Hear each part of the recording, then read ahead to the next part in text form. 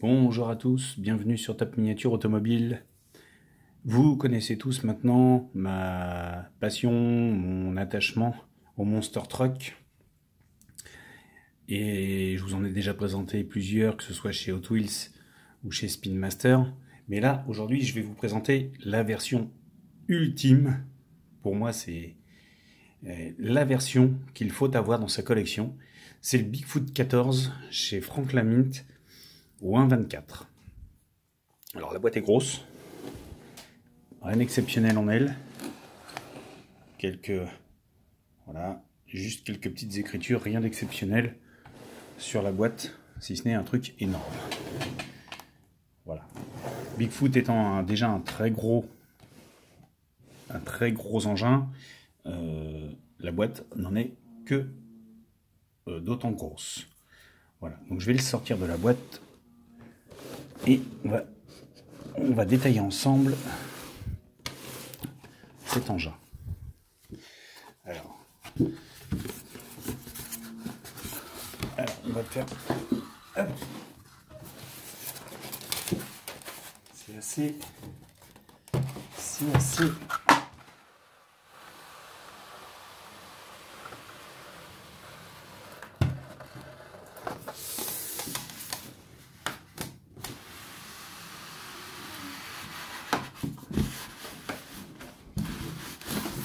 Hop là.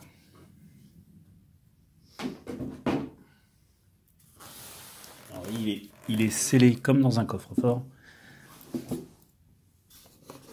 Il y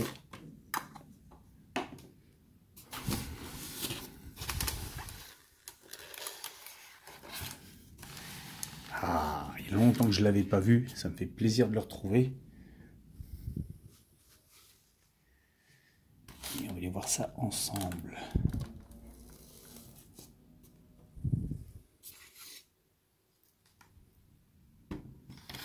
Alors, dans la boîte, bon, rien d'exceptionnel, on est sur une boîte Frank Lamint, bien sécurisée, bien fermée, tout ce qu'il faut là où il faut. On va sortir le petit portfolio qui de mémoire n'avait pas été sorti depuis un petit moment.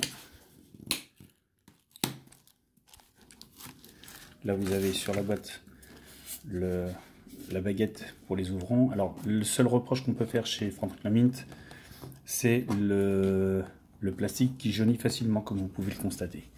Nous avons également dans la boîte les gants. Et là, c'est un petit sac avec le drapeau américain qui était dedans à la base. Alors, hop.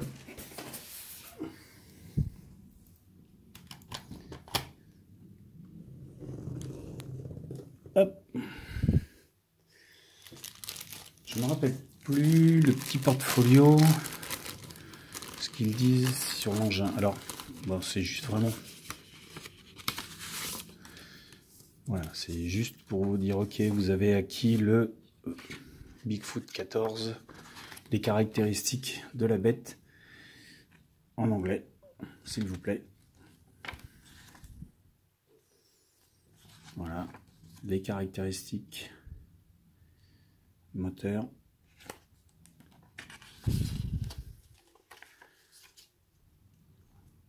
Un petit détail du poste de pilotage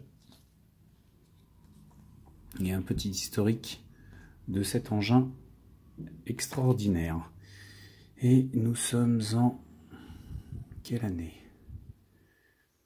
Je dirais que c'est un engin qui est sorti de mémoire, je ne me rappelle plus. Moi je l'avais acheté d'occasion à l'époque, pour ceux qui ont connu, à la boutique Calandre à Paris.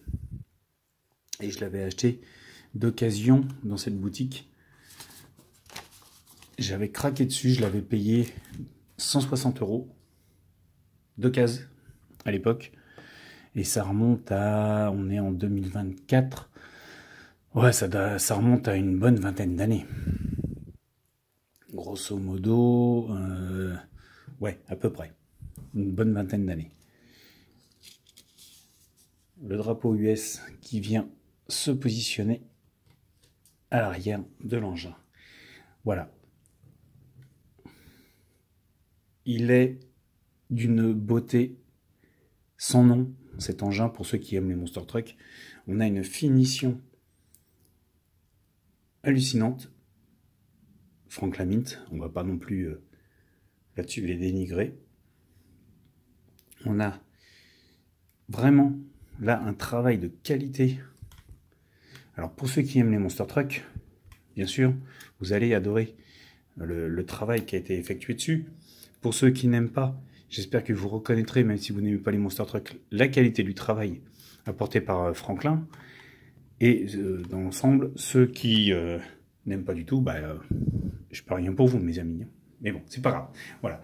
Sachez que moi, je vous présente cette bête qui est hallucinante. Alors, on va juste, pour éviter de le faire tomber, enlever le drapeau, passer en dessous. Regardez. Regardez-moi les détails qu'il y a là-dessous. Tout y est. Tout y est sur ce camion monstre, ce Monster Truck donc, pour ravir les collectionneurs. Alors, je vais vous montrer un petit truc intéressant. Vous avez ici, sur le châssis, à l'arrière en blanc, à l'avant ici, en blanc également, deux petites pattes que si vous la poussez vers l'avant ou vers l'arrière, vous articulez les axes d'ouverture et de fermeture de la carrosserie. Ce qui fait que, si vous le souhaitez, vous exposez le modèle comme ceci. Et là, vous avez le châssis qui est révélé totalement.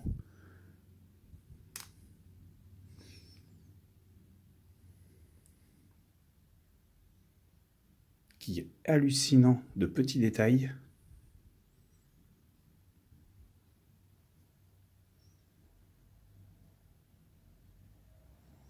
Puisqu'on a même la trappe pour monter dans le cockpit qui s'ouvre ici et qui donc se referme, hop, comme ceci.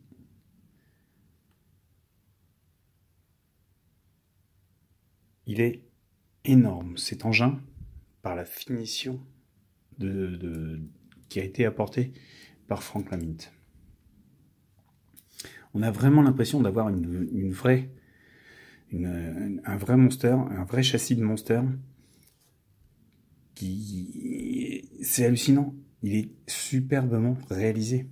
Alors il n'est pas très lourd, puisqu'on est sur du 1,24. Il est très finement réalisé, très léger, mais il est beau. Il est très beau. Donc vous avez sur le train avant, comme vous pouvez le constater, les sangles de maintien en cas de casse, pour éviter qu'il se barre dans tous les sens. Vous avez les tirants de train avant pour éviter que ça se barre. Vous avez en dessous les arbres de transmission protégés avant, arrière par les cages. Alors ils ne tournent pas, hein. On ne va pas non plus trop en demander, mais ils ne tournent pas. Les roues, comme vous pouvez le voir, tournent individuellement.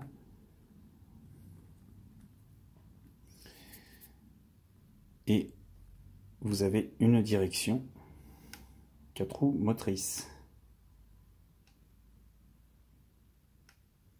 Énorme, énorme. On n'a pas un gros débattement dans la direction, mais au moins il y a une direction qui est présente, qui, pour le mettre en valeur dans une vitrine, est superbe. À l'arrière, vous avez donc le fameux gros V8 de 1500 chevaux qui est présenté avec de beaux détails, avec le filtre KNN, la batterie protégée,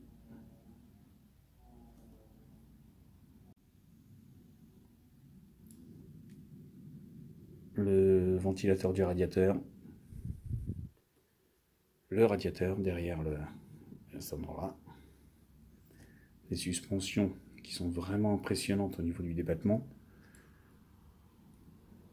Donc le cockpit, comme je vous disais, avec le siège, le baquet en position centrale, les petits compteurs derrière sont présents. À l'avant, le réservoir en rouge, avec là également les petits détails, les durites de la pompe, j'allais dire la pompe à gasoil, la pompe à fioul, qui sont présents. À l'arrière également, les sangles de maintien du train, le gros train arrière avec le différentiel, les tirants, les renforts. Vraiment très très beau. Également de ce côté-là, la trappe d'accès de ce côté-là également.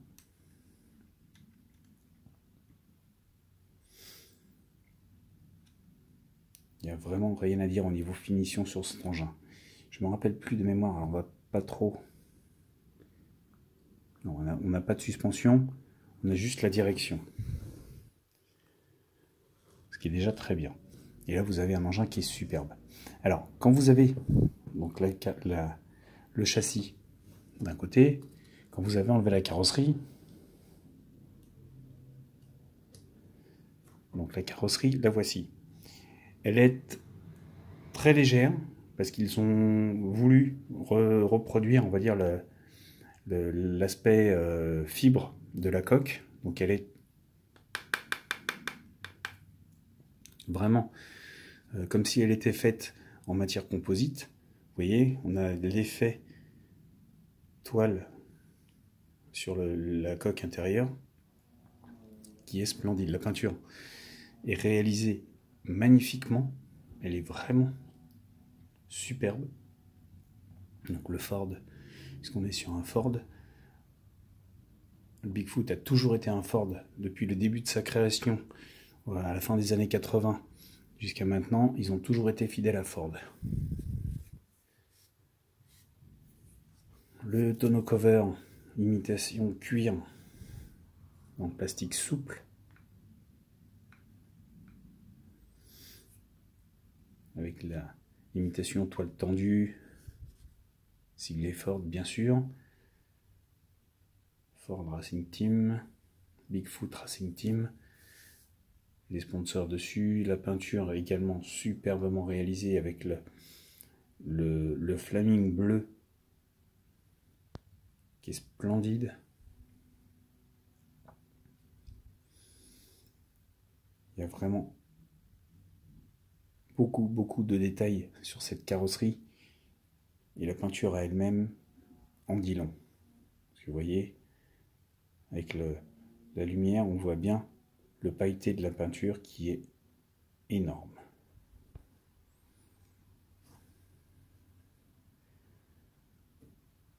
Très joli. Alors, ce qui était intéressant avec cet engin, c'est que si vous lassiez de la coque Bigfoot 14 ici présente, vous pouviez, chez Médaillé Franklin, vous procurer des coques avec des finitions aléatoires, livrées individuellement dans une petite boîte, tranquille. Alors bien sûr, il fallait payer, hein. Ça là-dessus, c'était pas cadeau.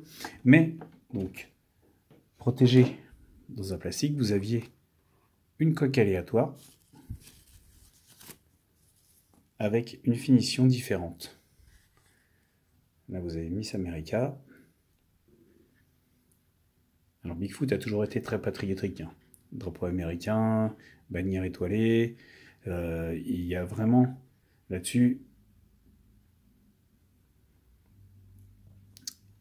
comment dire, le respect de la bannière étoilée américaine. Donc, cette coque, vous la mettiez sur le châssis à la place de l'autre, et vous obtenez ceci. Alors, est livré dans la boîte des petits accessoires avec un châssis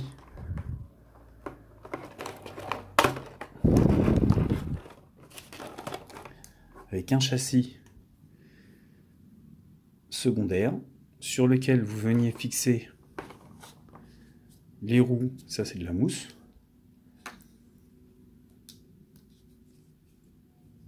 Vous fixez les roues comme ceci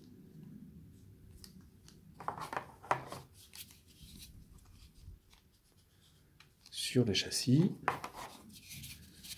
pour l'exposer dans la vitrine, tout simplement.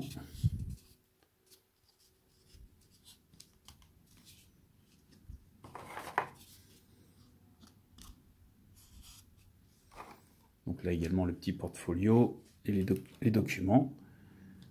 Vous veniez, alors il y a une technique qu'il faut, je ne sais plus, faut que je me rappelle. Ah oui, j'ai trouvé. Hop. Comme quoi c'est bien pensé, puisque même le faux châssis, voilà, faux châssis, et vous mettiez en présentation dans la vitrine, comme ceci. Alors on va pousser.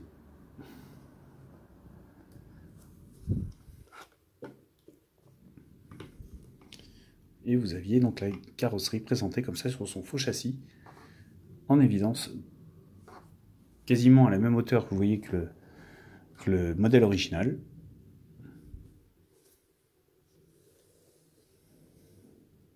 Comme si c'était une version aléatoire. Mais si vous vous glaciez aussi de cette version Miss America, bah vous pouviez recommander chez Franklin Mint encore une version, la version McTool, donc carrosserie rouge du Ford, cette fois-ci. Donc toujours sur le même moule, le même principe. Donc carrosserie, imitation fibre, plastique, McTool, la finition qui est splendide. On a vraiment l'impression d'avoir une vraie carrosserie.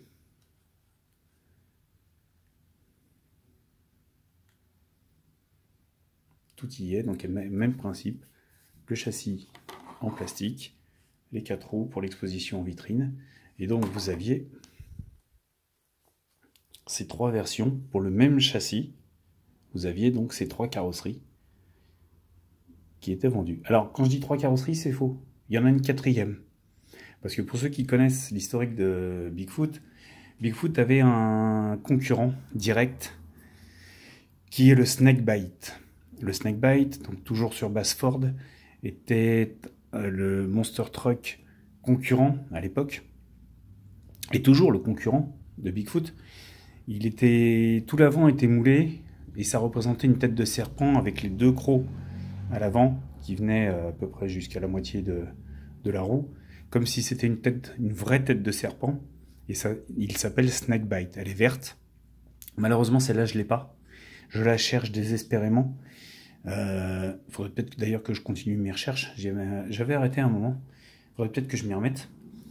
Mais cette carrosserie, c'est vraiment la dernière qu'il manque pour avoir la vitrine ultime. Quand vous avez donc les 3 châssis posés comme ça dans la vitrine, avec donc le Snakebite entre les Bigfoot ou à côté ou peu importe, bah là vous avez vraiment le Graal pour moi des Bigfoot. Vous avez le Graal de cette collection, et bah il y aurait rien d'autre à dire, quoi. Tout simplement. Donc voilà. Cette carrosserie, je vais peut-être me remettre à sa recherche un jour, parce que elle est vraiment splendide. Voilà. Et donc, que dire d'autre? Que dire d'autre sur le fait que les carrosseries, je crois qu'à l'époque, elles coûtaient dans les 55, 60 €, un truc dans le genre de mémoire. Moi, je les ai pareil, c'est pareil. Quand j'ai acheté le châssis, j'ignorais la présence de ces carrosseries. Je les ai découvertes un peu plus tard, par l'intermédiaire d'un pote qui m'en avait parlé, qu'il avait ces deux carrosseries à vendre. Parce que lui aussi avait acheté le châssis, mais il avait acheté les deux carrosseries à l'époque. Et donc il me les a revendues. Et donc le Snakebite, il ne l'avait pas. Mais en tout cas, j'espère, je touche de la peau de singe, du bois et tout ce que vous voulez. Mais il faut que je me la procure, cette carrosserie. J'avais oublié d'ailleurs, c'est parce que je vous en parle que ça remonte à la surface. Il va falloir que je me mette à la recherche. Voilà. Sur ce, les amis, je vous laisse détailler cette vidéo et me dire ce que vous pensez de ces modèles. N'hésitez pas à me laisser vos commentaires. N'hésitez pas, pour ceux qui n'y sont pas encore, à vous abonner à la chaîne. Et sur ce, je vous laisse et je vous dis à bientôt pour une nouvelle vidéo.